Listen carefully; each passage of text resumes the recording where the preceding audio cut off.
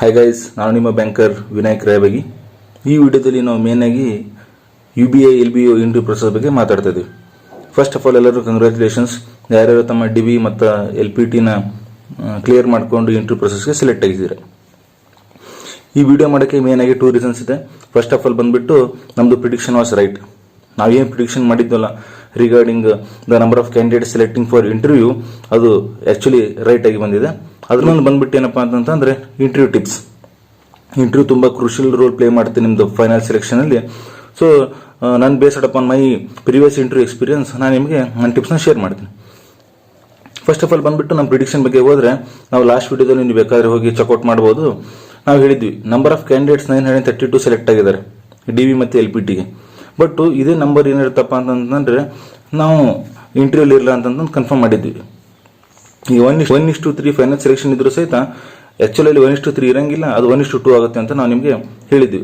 So total number of candidates ಏನಿತ್ತಪ್ಪ ಅಂದ್ರೆ 932 ಇತ್ತು. ಸೊ ಎಲ್ಲರೂ ಏನು ಅನ್ಕೊಂಡಿದ್ರಪ್ಪ ಅಂತಂದ್ರೆ 1:3 ಇರುತ್ತೆ, ನಮಗೆ ಇಂಟರ್ವ್ಯೂ ಅಲ್ಲಿ ಸ್ವಲ್ಪ ಟಫ್ ಆಗುತ್ತೆ ಅಂತ ಅನ್ಕೊಂಡಿದ್ರು. ಬಟ್ ನಮ್ಮ ಪ್ರಿಡಿಕ್ಷನ್ ಏನಿತ್ತಪ್ಪ ಅಂದ್ರೆ ಇಲ್ಲ, 1:2 ಇರುತ್ತೆ, ಅರೌಂಡ್ 600 ಮೆಂಬರ್ಸ್ ಅಷ್ಟೇ ಸೆಲೆಕ್ಟ್ ಆಗ್ತಾರೆ ಅಂತ ನಾವು ಹೇಳಿದ್ವಿ. ಎಸ್, ನಮ್ಮ ಪ್ರಿಡಿಕ್ಷನ್ ರೇಟ್ ಇತ್ತು. ಈಗ total number of candidates selected for interview in Karnataka is only 632 against 932 who have been selected for. So ಇಷ್ಟು ಪ್ರಿಸೈಸ್ ಪ್ರಿಡಿಕ್ಷನ್ ಬರಬೇಕಪ್ಪ ಅಂದ್ರೆ it can be only based on hour experience. So ನಾವು ಇಷ್ಟು number of interviews ಕೊಟ್ಟಿದ್ವಲ್ಲ, so ಇದು it was basic. ನಮ್ಗೆ ಗೊತ್ತಾಗ್ಬಿಡುತ್ತೆ different ಯಾವ ರೀತಿ different factors ಎಲ್ಲ ಫೈನಲ್ ಸೆಲೆಕ್ಷನ್ಗೆ ಅಥವಾ ಫೈನಲ್ ನಂಬರ್ ಆಫ್ ಕ್ಯಾಂಡಿಡೇಟ್ಸ್ಗೆ ಎಫೆಕ್ಟ್ ಮಾಡುತ್ತೆ ಅಂತ. ಈಗ ಸೆಕೆಂಡ್ ವೆರಿ ಇಂಪಾರ್ಟೆಂಟ್ ಟಾಪಿಕ್ ಹೋಗ್ಬೇಕಪ್ಪ ಅಂತಂದ್ರೆ ಇಂಟರ್ವ್ಯೂ ಟಿಪ್ಸ್. ನಾನು ಈ ಬ್ಯಾಂಕ್ ಜಾಬ್ ಜಾಯ್ನ್ ಆಗಿಂತ ಮುಂಚೆ ನಿಯರ್ಲಿ ಒಂದು 10 to 12 ಇಂಟರ್ವ್ಯೂಸ್ ಕೊಟ್ಟಿದ್ದೀನಿ. ಅದು ಎಲ್ಲಿಂದ ಎಲ್ಲಿವರೆಗಪ್ಪ ಅಂತಂದ್ರೆ ಫೆಡರಲ್ ಬ್ಯಾಂಕ್ PO ಇಂದ ಹಿಡಿದು FCI manager, national level FCI manager, where the number of panel members 14 members ಇದ್ರು. ಅಲ್ಲಿವರೆಗೂ ನಾನು ಡಿಫ್ರೆಂಟ್ ಟೈಪ್ಸ್ ಆಫ್ ಇಂಟರ್ವ್ಯೂಸ್ ಕೊಟ್ಟಿದ್ದೀನಿ. ಸೊ ಈಗ ನಾನು ಹೇಳ್ತಿರೋ ಒಂದು 7-8 ಪಾಯಿಂಟ್ಸ್ ಏನಪ್ಪ ಅಂತಂದ್ರೆ it was based on completely my experience. So the tip number 1 ಯಾವ್ದಪ್ಪ ಅಂತಂದ್ರೆ ಬಿ ಹೂ ಯು ಆರ್. ಕೆಲವು ಸ್ಟೂಡೆಂಟ್ಸ್ ಮೆಂಟಾಲಿಟಿ ಏನಿರ್ತಪ್ಪ ಅಂತಂದ್ರೆ ಏನೋ ಇಂಟರ್ವ್ಯೂ ಹೋಗ್ತಿದ್ದೀನಿ, ನಾ ಸ್ವಲ್ಪ ಚೇಂಜ್ ಮಾಡ್ಕೋಬೇಕು, ನಾ ಸ್ವಲ್ಪ ಡಿಸೆಂಟಾಗಿ ತೋರಿಸ್ಕೋಬೇಕು, ಆರ್ಟಿಫಿಷಿಯಲ್ ಆಗಿರೋಕ್ಕೆ ಟ್ರೈ ಮಾಡ್ತಾರೆ. ಸೊ ಬೇಕಾಗಿಲ್ಲ, ಏನು ಅಭ್ಯಾಸ ನೀವು ಡಿಸೆಂಟ್ ಅಡ್ರೆಸ್ ಮಾಡ್ಕೊಂಡು ಹೋಗ್ತೀರಾ ಅಷ್ಟೇ. ನೀವು ನಿಮ್ಮ ಕ್ಯಾರೆಕ್ಟರಲ್ಲಿ, ನಿಮ್ಮ ಬಿಹೇವಿಯರಲ್ಲಿ ಯಾವುದೇ ರೀತಿಯಾದಂಥ ಸೂಪರ್ಫಿಷಿಯಲ್ ಟ್ರಾನ್ಸ್ಫಾರ್ಮೇಷನ್ ಮಾಡೋ ಅವಶ್ಯಕತೆ ಇಲ್ಲ. ಏನು ನಿಮ್ಮದು ಸೂಪರ್ಫಿಷಿಯಲ್ನೆಸ್ ತೋರಿಸ್ಕೊಂಡು ನೀವು ಇಂಟರ್ವ್ಯೂ ಪ್ಯಾನಲ್ಗೆ ಆ ಲೆವೆಲ್ಗೆ ಇಂಪ್ರೆಸ್ ಮಾಡೋಕ್ಕಾಗಂಗಿಲ್ಲ. ಅವ್ರಿಗೆ ಅಭ್ಯಾಸ ಗೊತ್ತಾಗ್ಬಿಡುತ್ತೆ. ನೀವು ಅಲ್ಲಿ ಬಂದ್ಬಿಟ್ಟು ಜಸ್ಟ್ ನೀವು ಚೇಂಜಸ್ ತೋರಿಸ್ತಿದ್ದೀರಾ, ನೀವು ಆರ್ಟಿಫಿಷಿಯಲ್ನೆಸ್ ತೋರಿಸ್ತೀರಾ ಅಂತ ಅವ್ರಿಗೆ ಕ್ಲಿಯರಾಗಿ ಗೊತ್ತಾಗ್ಬಿಡುತ್ತೆ. ಸೊ ನೀವು ಏನು ಆರ್ಟಿಫಿಷಿಯಲ್ ಆಗಿ ಅವಶ್ಯಕತೆ ಇಲ್ಲ, ನಿಮ್ಮ ಬಿಹೇವಿಯರ್ ಏನು ಚೇಂಜ್ ಮಾಡೋ ಅವಶ್ಯಕತೆ ಇಲ್ಲ. ಜಸ್ಟ್ ನೀವು ಹೇಗಿದ್ದೀರಾ ಅದೇ ರೀತಿ ಇಂಟರ್ವ್ಯೂಲಿ ನೀವು ತೋರಿಸ್ಕೊಳ್ರಿ. ಸೆಕೆಂಡ್ ಪಾಯಿಂಟ್ ಬಂದ್ಬಿಟ್ಟು ಡೋಂಟ್ ಬ್ಲಫ್. ತುಂಬ ಜನ ಸ್ಟೂಡೆಂಟ್ಸ್ ಮೈಂಡ್ ಸೆಟಲ್ಲಿ ಏನಿರುತ್ತಪ್ಪ ಅಂತಂದ್ರೆ ನಾನು ಎಲ್ಲಕ್ಕೆಲ್ಲ ಕ್ವಶನ್ಸ್ಗೂ ಆನ್ಸರ್ ಮಾಡಬೇಕು, ಹಂಗೆ ಆನ್ಸರ್ ಮಾಡಿಲ್ಲಪ್ಪ ಅಂತಂದ್ರೆ ನನ್ನ ಮಾರ್ಕ್ಸ್ ಕಡಿಮೆ ಕೊಡ್ತಾರೆ ಅಂತಂದ. ನಾ ಇದನ್ನ ಕ್ಯಾಂಡಿಡೇಟ್ಸ್ ಒಂದು ಗ್ರೇಟೆಸ್ಟ್ ಮಿಸ್ಟೇಕ್ ಅಂತ ಹೇಳಿದ್ರೆ ತಪ್ಪಾಗಲ್ಲ. ನೀವು ಎಷ್ಟು ನಂಬರ್ ಆಫ್ ಕ್ವಶನ್ಸ್ನ ಅಟೆಂಡ್ ಮಾಡ್ತಿರೋದು ಇಂಪಾರ್ಟೆಂಟ್ ಅಲ್ಲ, ನೀವು ಹೇಳ್ತಿರೋ ಕ್ವಶನ್ ಅನ್ನ ಎಷ್ಟು ಕಾನ್ಫಿಡೆಂಟ್ ಆಗಿ ಹೇಳ್ತಿದ್ದೀರಾ ಮತ್ತು ಗೊತ್ತಿಲ್ಲದ ಕ್ವಶನ್ ಎಷ್ಟು ಕಾನ್ಫಿಡೆಂಟ್ ಆಗಿ ನನಗೆ ಗೊತ್ತಿಲ್ಲ ಅಂತ ಒಪ್ಕೊಂತಿದ್ದೀರಾ, ಇಷ್ಟೇ ಮ್ಯಾಟರ್ ಆಗೋದು. ನಂದೇ ಒಂದು ಎಕ್ಸಾಂಪಲ್ ಕೊಡ್ಬೇಕಂತಂದ್ರೆ ಕರ್ನಾಟಕ ಬ್ಯಾಂಕ್ PO ಇಂಟರ್ವ್ಯೂ ನಾನು ಹೋದಾಗ ಆಕ್ಚುಲ್ ಆಗಿ ನಾನು ಕೇಳಿರೋ ಕ್ವಶನ್ಸ್ ಒಂದು 9-10 ಕ್ವಶನ್ಸ್ ಕೇಳಿದ್ರು. ಅವ್ರೊಳಗೆ ನಾನು ಹೇಳಿರೋದು ಓನ್ಲಿ 5 ಕ್ವಶನ್ಸ್ಗೆ ಅಷ್ಟೇ ಆನ್ಸರ್ ಮಾಡಿರೋದು. ಇನ್ನ 5 ಕ್ವಶನ್ಸ್ನ ಡೈರೆಕ್ಟ್ ಆಗಿ ಅದಿಲ್ಲ ಸರ್ ನನಗೆ ಗೊತ್ತಿಲ್ಲ, ನಾನು ಅದ್ರ ಬಗ್ಗೆ ನೋಡ್ಕೊಂತೀನಿ ಅಂತಂದು ಫೈನಲಿ ಕೂಡ ನನ್ನ ಸೆಲೆಕ್ಷನ್ ಆಗಿತ್ತು. ಸರಿನಾ? ಈಗ ನಾನು ಅನ್ಕೊಂಡೆ ಮೋಸ್ಟ್ಲಿ ಸೆಲೆಕ್ಷನ್ ಆಗಲ್ಲ ಬಿಡು, ನಾನು 5 ಕ್ವಶನ್ಸ್ ಕಡಿಮೆ ಹೇಳಿದ್ದೀನಲ್ಲ ಅಂತ. ಬಟ್ ರಿಯಾಲಿಟಿಯಲ್ಲಿ ಬಂದ್ರೆ ನಾನು ಸೆಲೆಕ್ಷನ್ ಆಗೇ ಬಿಟ್ಟಿತ್ತು. ಸೊ ನಾನು ಹೇಳಿದೇನಪ್ಪ ಅಂತಂದ್ರೆ ನಂಬರ್ ಆಫ್ ಕ್ವಶನ್ಸ್ ನಾನು ಜಾಸ್ತಿ ಹೇಳ್ಬೇಕಲ್ಲ, ಇಲ್ಲಾಂದ್ರೆ ನಾನು ಸೆಲೆಕ್ಷನ್ ಆಗಲ್ಲ ಅಂತಂದು ಬ್ಲಫ್ ಮಾಡೋದನ್ನ ಬಿಟ್ಟು ಗೊತ್ತಿದ್ರೆ 100% ಗೊತ್ತಿದೆ ಕರೆಕ್ಟಾಗಿ ಆನ್ಸರ್ ಮಾಡಿ, ಗೊತ್ತಿಲ್ಲ ಅಂತಂದ್ರೆ ಇಲ್ಲ ಸರ್ ನಂಗೆ ಇದ್ರ ಬಗ್ಗೆ ಐಡಿಯಾ ಇಲ್ಲ, ಇದ್ರ ಬಗ್ಗೆ ಇನ್ಫಾರ್ಮೇಶನ್ ಕಲೆಕ್ಟ್ ಮಾಡ್ತೀನಿ ಅಂತ ಡೈರೆಕ್ಟಾಗಿ ಹೇಳಿ. No need to bluff. ಈಗ ಟಿಪ್ ನಂಬರ್ 3 ಹೋದ್ರೆ ಕಾನ್ಫಿಡೆನ್ಸ್ ಈಸ್ ದಿ ಕೀ. ನೀವು ಇಂಟರ್ವ್ಯೂನ ಒಂದು ಪ್ರೊಸೆಸ್ ತರ ಇಲ್ಲ ಅಂತಂದ್ರೆ ಒಂದೇನೋ ಒಂದು ಡೇಂಜರಸ್ ಆಕ್ಟ್ ತರ ಥಿಂಕ್ ಮಾಡಕ್ ಹೋಗ್ಬೇಡಿ. ಇದು ಒಂದು ಜಸ್ಟ್ ಒಂದು ಟ್ಯಾಲೆಂಟ್ ಶೋ ಅನ್ಕೊಳ್ರಿ.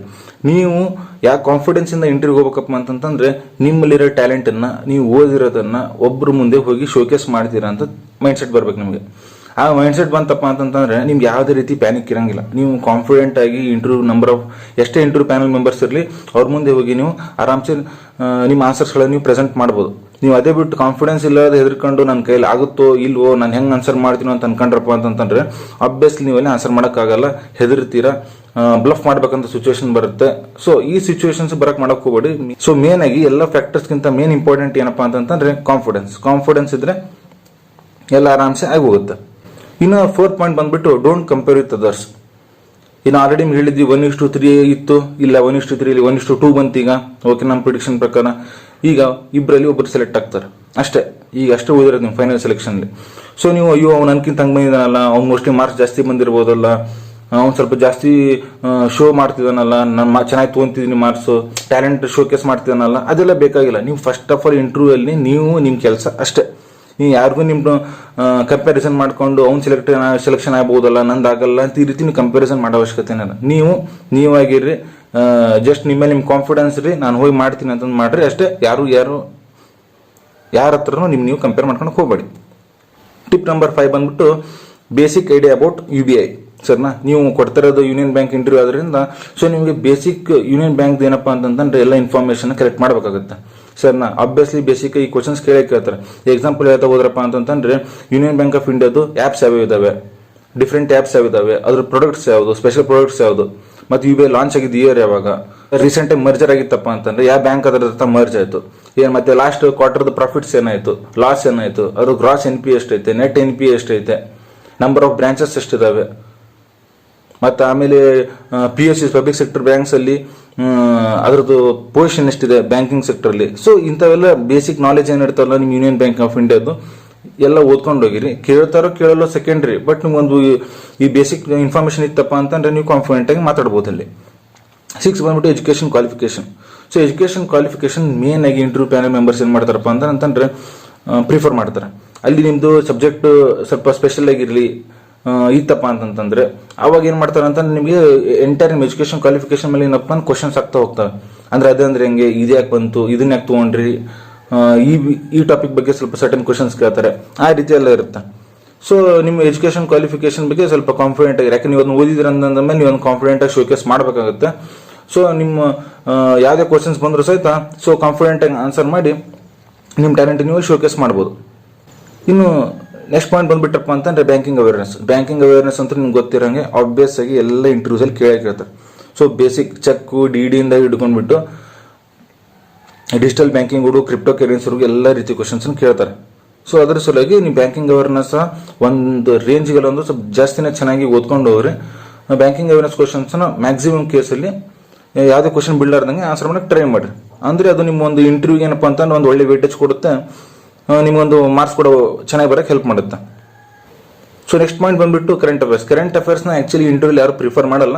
ಬಟ್ ನಾನು ಹೇಳ್ತೀನಪ್ಪ ಅಂತಂದ್ರೆ ಕರೆಂಟ್ ಇವೆಂಟ್ಸ್ ಸ್ವಲ್ಪ ಏನಾದರೂ ಸುಪೀರಿಯರ್ ಇವೆಂಟ್ಸ್ ಇದ್ದಪ್ಪ ಅಂತಂದ್ರೆ ನಮ್ಮ ಇಂಡಿಯಾದಲ್ಲಿ ಏನಾದ್ರು ನಡೀತಿದಪ್ಪ ಅಂತಂದ್ರೆ ಇಲ್ಲಿ ಇಂಟರ್ನ್ಯಾಷನಲ್ ರಿಲೇಷನ್ಸ್ ಕಡೆ ಏನಾದ್ರು ನಡೀತಿತ್ತಪ್ಪ ಅಂತಂದ್ರೆ ಸುಮ್ಮನೆ ಕಣ್ಣಾಡ್ಸ್ಕೊಂಡು ಹೋಗ್ರಿ, ಡೀಪ್ ಆಗಿ ಓದೋ ಅವಶ್ಯಕತೆ ಏನಿಲ್ಲ.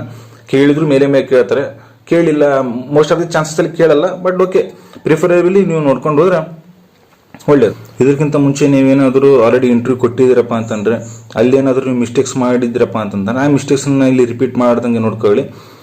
ಇಲ್ಲ ಫಸ್ಟ್ ಟೈಮ್ ನಾನು ಇಂಟರ್ವ್ಯೂ ಹೋಗ್ತಿದ್ದೀನಪ್ಪ ಅಂತಂದ್ರೆ ನಾ ಏನು ಹೇಳಿದ್ನಲ್ಲ ಇಷ್ಟು ಇಂಪಾರ್ಟೆಂಟ್ ಪಾಯಿಂಟ್ಸ್ ನೆನಪಲ್ಲಿ ಇಟ್ಕೊಂಡೋಗಿ ಆರಾಮ್ಸೆ ಇಂಟರ್ವ್ಯೂ ಕೊಡಿ. ಮತ್ತೆ ಫೈನಲ್ ಹೇಳ್ಬೇಕು ಅಂತಂದ್ರೆ ಆಲ್ ದ ವೆರಿ ಬೆಸ್ಟ್. ಎಲ್ಲರೂ ಚೆನ್ನಾಗಿ ಮಾಡಿ ಇಂಟರ್ವ್ಯೂನ ಫೈನಲ್ ಸೆಲೆಕ್ಷನ್ ತಗೊಳ್ರಿ. ಅಲ್ಟಿಮೇಟ್ ಆಗಿ ನಿಮ್ದು ಸಕ್ಸಸ್ ಸ್ಟೋರಿ ನಮ್ಮ ಹತ್ರ ಶೇರ್ ಮಾಡ್ಕೊಳ್ಳಿ ಅಂತ ಹೇಳಕ್ಕೆ ಇಷ್ಟಪಡ್ತೀನಿ. So all the very best. Thank you for watching. ಈಗ ಫರ್ದರ್ ಪ್ರಿಡಿಕ್ಷನ್ ಸಲುವಾಗಿ ಫರ್ದರ್ ನಿಮಗೆ ಯಾವುದೇ ರೀತಿಯ ಸಜೆಷನ್ಸ್ ಸಲುವಾಗಿ ಗೈಡೆನ್ಸ್ ಸಲುವಾಗಿ ನೀವು ಚಾನಲ್ನ ಸಬ್ಸ್ಕ್ರೈಬ್ ಮಾಡಿ ಮತ್ತು ಆಮೇಲೆ ಫಾಲೋ ಮಾಡಿ. So all the very best. ಮತ್ತೆ ಸಿಗೋಣ. ಬಾಯ್ ಬಾಯ್.